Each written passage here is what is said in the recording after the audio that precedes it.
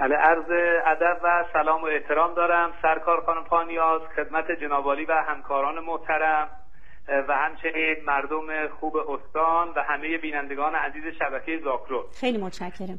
بله، در ارتباط با آخرین وضعیت طرح ساماندهی نیروهای شرکتی باید عرض کنم در آخرین جلسه کمیسیون اجتماعی مجلس با حضور آقای دکتر رفیع‌زاده رئیس سازمان امور اداری و استخدامی کشور و معاونین ایشان 3 سناریو را مطرح کرده بودند که در آخرین سناریو پرداخت مستقیم حقوق به نیروهای شرکتی و البته با عدم حذف شرکت‌های طرف قرارداد بود که در کمیسیون اجتماعی بحث‌های مفصلی صورت گرفت. اعضای کمیسیون نسبت به این سناریو اعتراضاتی داشتند.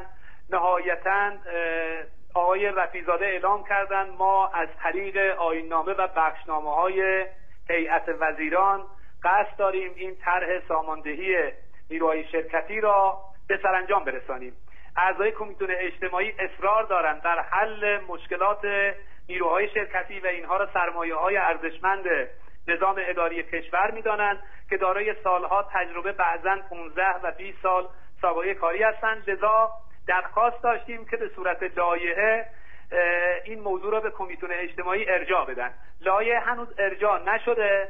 سازمان امور اداری و استخدامی کشور اصرار داره در قالب یک کمیته 3 جانبه‌ای که رئیس سازمان امور اداری و استخدامی کشور، سازمان برنامه و بودجه کشور و معاونت حقوقی ریاست جمهوری هست، یک کار کارشناسی روی این آیین‌نامه یا بخشنامه انجام بدن و بعد ببرن در هیئت وزیران مصوب کنن.